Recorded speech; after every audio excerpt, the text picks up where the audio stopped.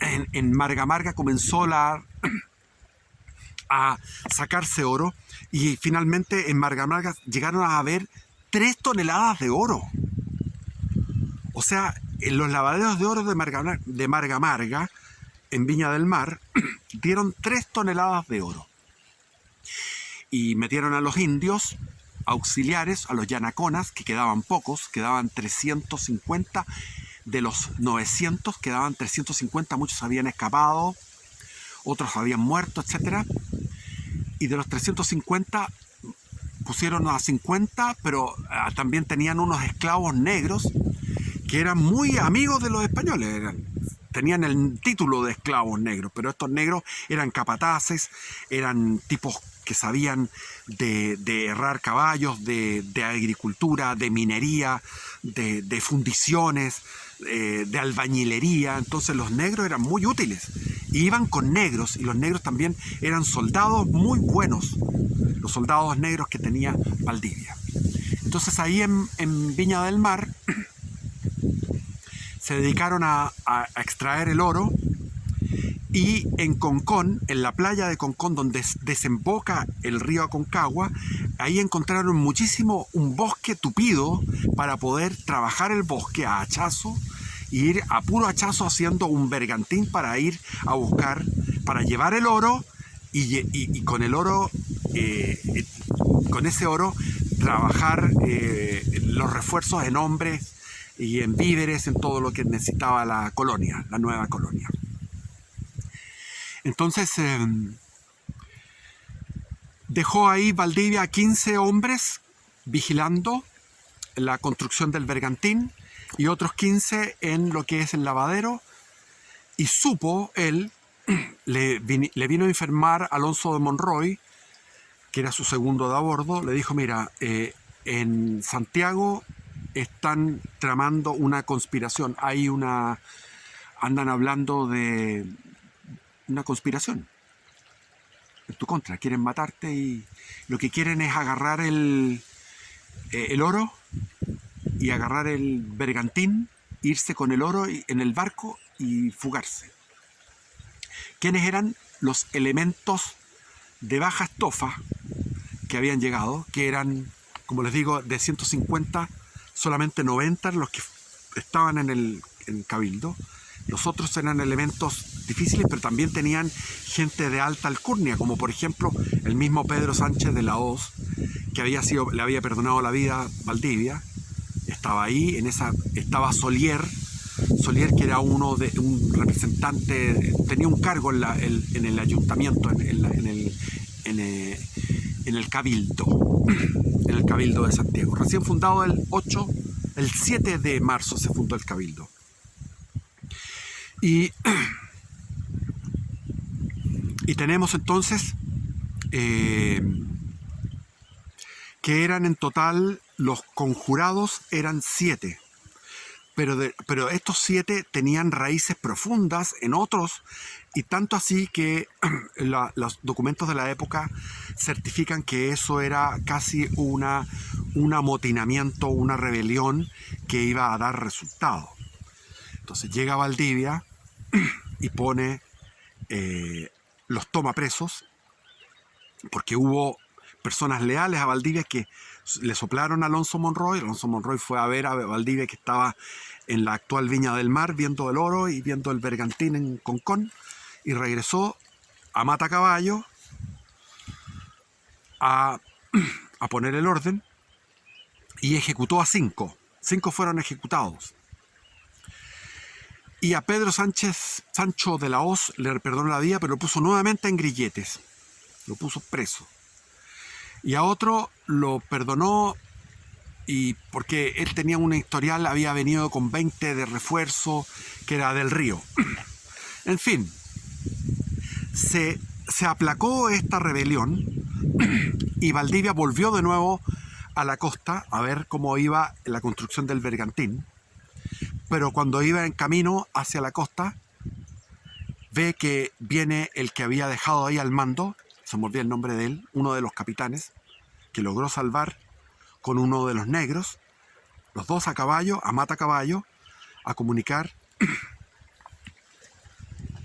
que los indios de la zona de la Aconcagua se habían rebelado de nuevo y habían matado a los 15 que estaban vigilando y construyendo al mismo tiempo. Y Valdivia se enojó muchísimo porque les había dicho que tenían que estar trabajando con las armas en la mano. Lo que pasó es que los indígenas, fue una emboscada, los indígenas se ocultaron detrás de los matorrales. Hay una zona de bosque donde ahora es la refinería de petróleo de Concón. En esa planicie donde está la refinería de cobre de Concón, de petróleo, ahí había un bosque tupido, de ahí estaban sacando la madera. Y a orillas del río Aconcagua había un bosque. O sea, un bosque de buena madera.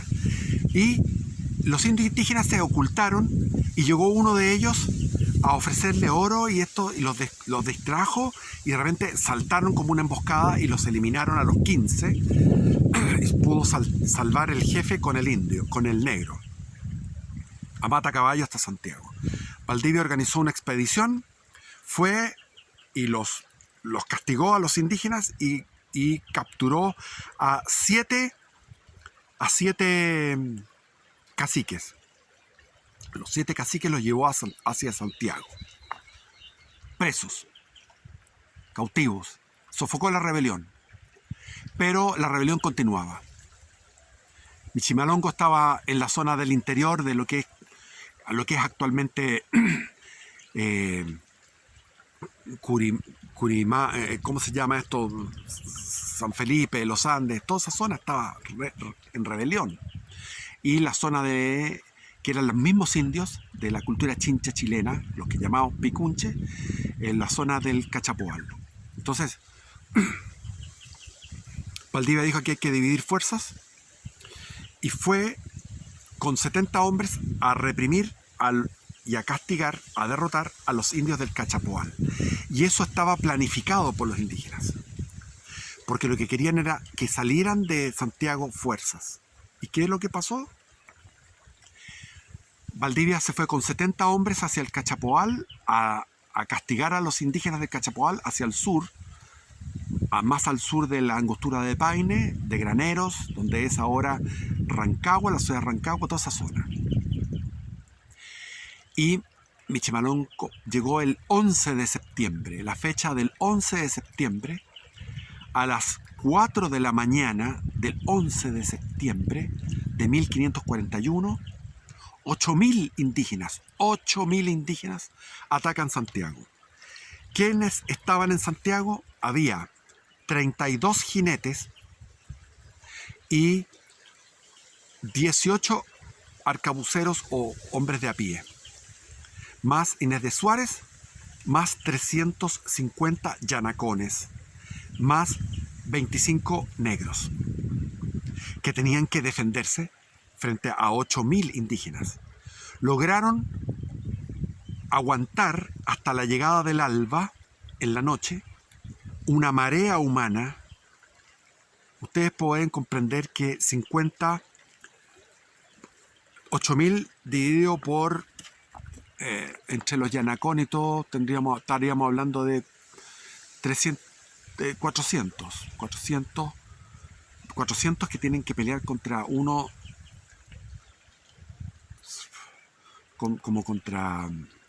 uno contra 20, no sé, una cosa tremenda. Bueno, esa marea humana lograron al alba, estaban tan superados en fuerza que tuvieron que replegarse hacia lo que es la plaza de armas, y ahí resistieron durante todo el día. Ahí también combatieron los sacerdotes, se armaron de espada, los 3 sacerdotes fueron a ralear las masas indígenas. Y Pedro Sancho de la Hoz, que estaba ahí prisionero, se arrastró con los grilletes para ir a pelear. Y ahí Francisco de Villagra, que lo ve en estas circunstancias, le quita los grilletes y le da una espada y vamos peleando. El problema es que no podía haber reemplazo. Los indios podían reemplazarse porque eran muchos, pero los españoles no podían reemplazarse en número y tenían que estar soportando todo ese día una tremenda ofensiva. Estaba todo perdido y lo único que juraron ellos en un momento de descanso, que los indios descansaron un rato, ellos oraron, qué sé yo, siguieron la bendición de los sacerdotes y dijeron: ahora nos entregamos porque ahora vamos a vender cara a nuestras vidas. Pero Inés de Suárez tuvo una idea, dijo: ellos vienen también por sus jefes. Hay 7 jefes aquí, que son de la zona de Aconcagua, 7 caciques. Yo les voy a cortar la cabeza y las cabezas se las voy a tirar a las masas indígenas. Y no querían hacerlo, porque lo consideraban que era, bueno, no sé, algo fuerte. Y alguien no quería cortar la cabeza. Bueno, Inés de Suárez cortó las cabezas y se las tiró a la masa. Y al mismo tiempo se organizó una contraofensiva, porque los indios venían por el norte, por el lado de lo que es ahora La Vega, por donde es ahora la calle Recoleta, la calle Independencia. Por ahí venían la fuerza más principal de los indígenas. A todo esto prendieron fuego a toda la ciudad, se quemaba toda la ciudad, porque eran construcciones de paja, de techo de paja, de quila, de quincha, que se le llama, que es barro con palo, con coligüe, las maderas, las murallas. Y entonces se organizó una última ofensiva que, según lo que cuentan los indígenas, que contaron a los españoles, y los españoles también lo vieron, que eran 32 jinetes y fueron 33 jinetes. Había un jinete que apareció misteriosamente, que los españoles dijeron que era el apóstol Santiago, que ese apóstol Santiago siempre había peleado con los españoles en todos los casi 8 siglos de reconquista en la península. Cuando peleaban contra los musulmanes, en alguna de esas batallas, no todas, pero en alguna de esas batallas aparecía un hombre luminoso en un caballo blanco luminoso, que era el apóstol Santiago. Bueno, eso es lo que se cuenta. El que quiere creer, que crea. No está obligado a creer eso. Pero la ofensiva de los jinetes los dispersó finalmente. Sin embargo, perdieron. Esta ofensiva tiene que haber sido mucho menos, porque habían muerto muchos caballos. Murieron 2 españoles, quedaron todos heridos. Todos heridos. Todos heridos. Incluida la Inés de Suárez, que también quedó herida y participó en la ofensiva final. De a pie, fue una contraofensiva desesperada que logró en ese día que se terminara la guerra en ese día. Pasaron 2 días y los escombros humeantes. Llega Pedro de Valdivia del sur de su exitosa expedición hacia el Cachapoal y se encuentra con que esto había sido una victoria con un sabor a derrota, porque los indios habían quemado todo el grano que tenían, habían logrado rescatar 4 puñados de trigo, es decir, una mano, un puñado, esto por 4, un puñado, 4 puñados de trigo, un pollo y una gallina que pudieron reproducirse, 3 chanchos, se salvaron 3 chanchos. Imagínense, asediados por los indígenas. Entonces Pedro Valdivia quiere ir a un diálogo y llega a un acuerdo. Se respeta el acuerdo, pero los españoles quedan aislados, sin construcciones. Entonces Pedro Valdivia redobla el esfuerzo y ¿qué es lo que hace? Construye en las 8 manzanas que dan a la plaza.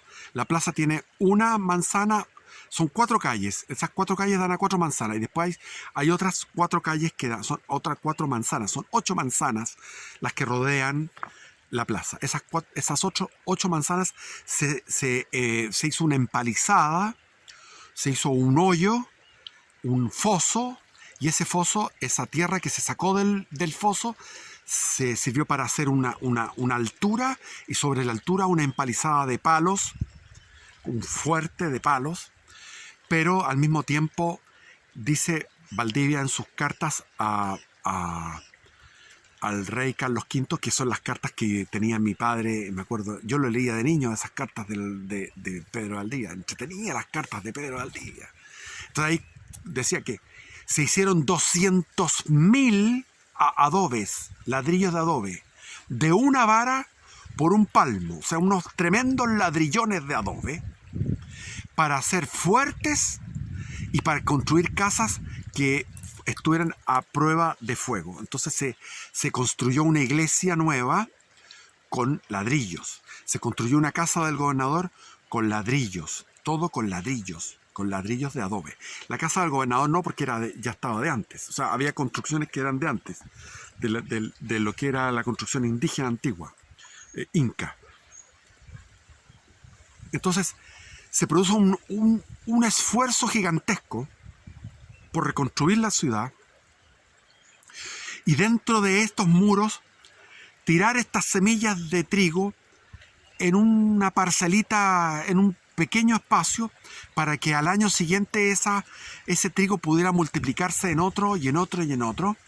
Las gallinas se protegían con armas para que no les mataran a los pobres pollitos que iban naciendo, y los nuevos chanchitos también se los cuidaba muchísimo. Se acabó el vino para las misas, porque se había destruido todo eso. Entonces ya no podía haber misas porque se acabó el pan que se traía desde Perú y el vino. No había misa. Pero sí había oración todos los días. Y los españoles comenzaron a estar durante 2 años, vestidos, porque fue una tregua. Después siguió la guerra. Y la guerra era una guerra de desgaste, una guerra de logística, una guerra de elementos. Los indígenas ocultaban sus cosechas, se las llevaban. Los indígenas se iban a otros valles, los dejaban solos. Entonces, Pedro de Valdivia, con todos sus capitanes, y con todos no había distinciones entre uno que era de más rango o de menos rango, o el negro que era el esclavo negro, todos en una fraternidad con los indios yanaconas, cultivaban la tierra y defendían lo que tenían cultivado noche y día. Tanto los indios los apodaron como los diablos, tenían un término en el Mapudungún que significaba diablo. Entonces los apodaron los diablos porque iban de noche y de noche los encontraban armados, porque dormían con las armaduras, dormían con las cotas de mallas, para defender un cultivo que iba a ser para el otro año. Y mientras tanto comían lo que encontraban, comían lagartijas. Si encontraban una lagartija era un placer. Estaban famélicos.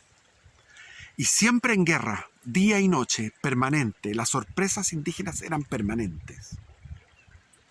Permanentes. Entonces vienen 2 años, siguen los años. Los años de sufrimiento en Chile son en total 120. 120 años de sufrimiento. Pero estos 2 primeros años son tremendos, porque el primer año es hambre.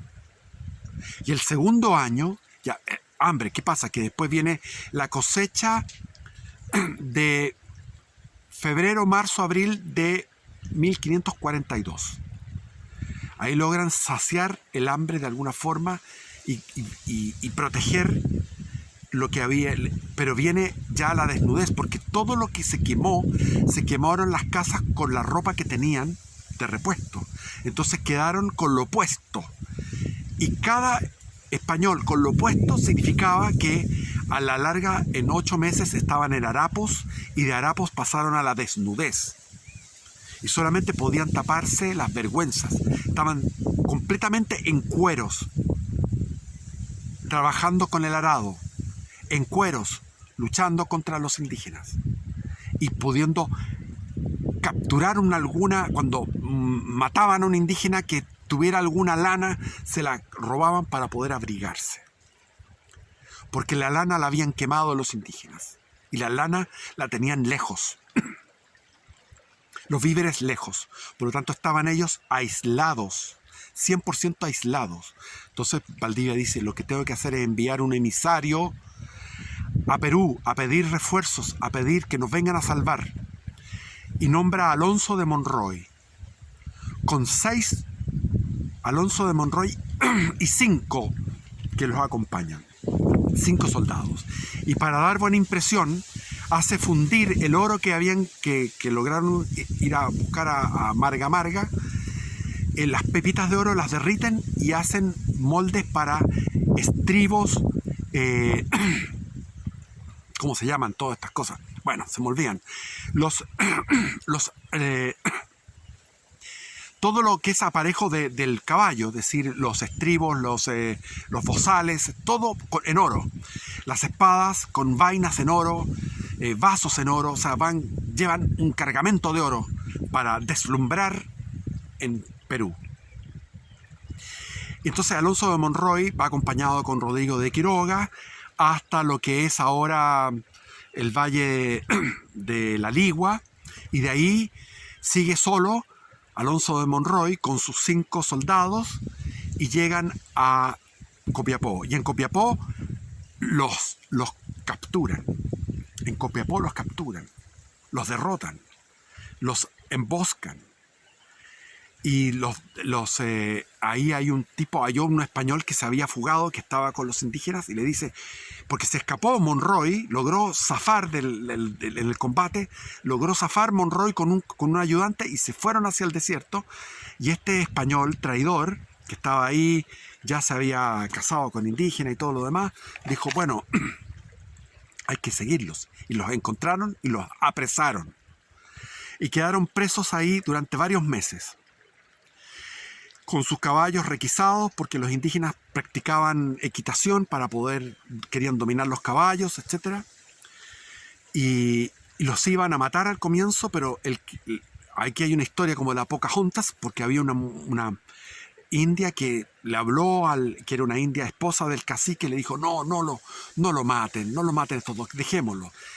Y finalmente, en una borrachera de los indios, en una fiesta, en una bacanal, estaban todos borrachos.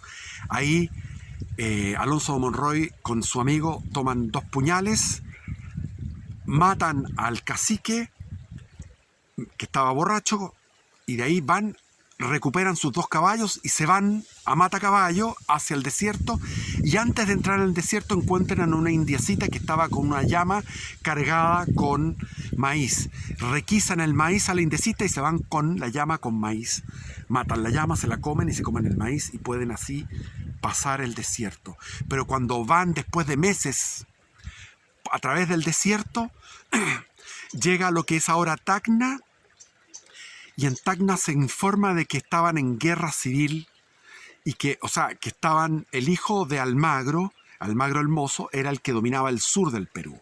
Y Alonso de Monroy, como era pizarrista y era de Valdivia, y Valdivia era de Pizarro, le iban a cortar la cabeza. Por lo tanto, lo que hizo fue doblar hacia el sur por la cordillera, orillando el río Titicaca, el lago Poopó, y llegó finalmente a Porco, donde estaba la mina de Porco, que era la que había tenido Valdivia, y se encontró ahí con el vecino de Valdivia, que también tenía una mina ahí cerca de Potosí, que era el famoso Lucas Martínez. Y su hijo Francisco Martínez le dice, vamos para allá.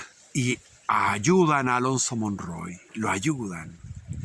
Y ahí se pliegan 70 hombres, y envían refuerzos de todo tipo, que van por tierra, por el camino de Almagro, por las cordilleras, para llegar a Santiago el 20 de septiembre de 1543. Es decir, desde el 11 de septiembre de 1541 al 20 de septiembre de 1543, durante todo ese tiempo, los españoles estuvieron aislados del mundo en Santiago, en 8 cuadras, en 8 manzanas alrededor de la plaza, defendiéndose y pasando hambre y desnudez absoluta. Y flacos, famélicos, y con una... O sea, la entereza de carácter, el liderazgo de Valdivia era extraordinario. Extraordinario. Ahora, Monroy mandó un emisario a hablar con... ¿cómo se llamaba este tipo? Castro de Vaca, que era el enviado del rey para someter y disciplinar a todos estos almagristas del sur del Perú, que habían matado a Pizarro y todo esto. Entonces el rey envió a este Castro Cabeza de Vaca. Eso, Castro Cabeza de Vaca, que era como una especie de virrey. Después vino el primer virrey, que se llamaba La Gasca. Después vino el primer virrey, pero este era como una especie de virrey. Y llegan y le explican lo que estaba pasando en Chile, y él tenía tantos problemas en el Perú que dijo: no puedo ayudarle a ustedes, por ningún motivo, no puedo ayudarle. Pero uno se compadeció en Lima, que se llamaba, ¿cómo se llamaba? Diego, se me olvida el nombre, pero el tipo compró un bergantín. Hay que entender que estos bergantines tenían 16 metros de eslora, más o menos, no más. O sea, máximo, dice. Eran barquitos pequeños, bergantines. Y ahí se fueron 7 voluntarios. O sea, estaban los 70 que llegaron con Alonso Monroy, y ahora venían 7 voluntarios. Pero al mismo tiempo llegó Lucas Martínez, amigo de Pedro Valdivia y vecino, cuando Pedro Valdivia había tenido esa mina en Porco, y llegó a Lima para poder abastecer en este bergantín de ropa, herramientas, hierro, pólvora, que se les había acabado la pólvora. Evidentemente era pura, las peleas que tenían era pura arma blanca, pólvora, ¿qué otras cosas más? De todo, semillas de trigo, de todo lo que se necesitaba. Y este bergantín se fue por la costa, y por la costa se demoraban 3-4 meses. Pero afortunadamente fueron los meses de invierno donde soplan nortes. Y en un momento determinado pasaron de lo que se llamaban el puerto de Chile, que era Valparaíso, que nunca fue fundado, pero naturalmente fue el puerto de Chile. Pasaron de largo y llegaron hasta lo que es actualmente la costa de Arauco, de la provincia de Arauco, o sea, al sur del Biobío. Llegaron hasta allá y dijeron: parece que nos pasamos. Parece que nos pasamos. Esperaron viento sur y llegaron a Valparaíso, y solamente pudieron informarse de que era Valparaíso porque estaban... Valdivia y todos estaban desesperados porque llegaran refuerzos. Estaban como los condenados en una prisión, contando los días y sin saber si iba a venir la libertad, como esos condenados en la prisión que están esperando su libertad. Y están ahí, ellos estaban ahí viviendo las atrocidades que vivían durante estos 2 años, como les he contado. Hambre total y desnudez total. Así que no hay que imaginarse Pedro Valdivia con su coraza. Claro, conservaban la coraza, pero que debajo había cuero. No tenían ni lana para abrigarse. Quedaban 118 sobrevivientes españoles en Santiago. Y Valdivia había destinado a unos indios yanaconas a hacer una fogata en la altura de lo que es ahora Playa Ancha. En ese lugar hicieron una fogata. Y el bergantín de la fogata dice: ese es el puerto de Chile. ¿Qué es el puerto de Chile? Le pusieron Valparaíso, o sea, Valle del Paraíso, porque era una playa de arena blanca. Y para atrás, todos los cerros de Valparaíso eran de palmera chilena, de palmas. Pequeñas palmeras, que todavía hay cuando uno baja por esas autopistas hacia Viña del Mar. Todas las laderas están llenas de palmeras. Entonces le pusieron el Valle del Paraíso, porque era un verdadero paraíso eso. Era precioso, lindo, con un clima El mejor clima del mundo está entre Papudo, que también Valdivia habló maravillas de Papudo, entre Papudo y, y, y la desembocadura del Maipo. Eso es el mejor lugar del mundo en clima. Yo viví ahí y es alucinante. O sea, 20 grados Celsius en el invierno, un sol exquisito, una brisa perfecta. Todo el tiempo, perfección total. Bueno, y llegó el bergantín con todos estos refuerzos, con todos estos objetos, con 7 hombres de refuerzo, nada más 7. Pero lo que cuentan los cronistas es que la gente en Santiago lloraba. Lloraban de emoción, de alegría, de gozo, de que llegaba ropa, llegaba pólvora. Y se averiguaron con los indios dónde estaban los lugares que había sal del mar. Y Valdivia hizo una expedición de 30 hombres y fueron a lo que es ahora Pichilemu. En Pichilemu. Y ahí todavía están ahí los lugares donde se explota la sal. Y estos 30 hombres fueron con elementos de carga y llegaron cargados de sal. La alegría, se hizo una fiesta en Santiago porque hacía 2 años y medio que no probaban la sal. Llegaron con sal de mar de Cahuil, eso es, Cahuil, al lado de Pichilemu. De ahí trajeron la sal. Entonces tenían sal, tenían pólvora, habían llegado herramientas. Todo esto lo había mandado Martínez.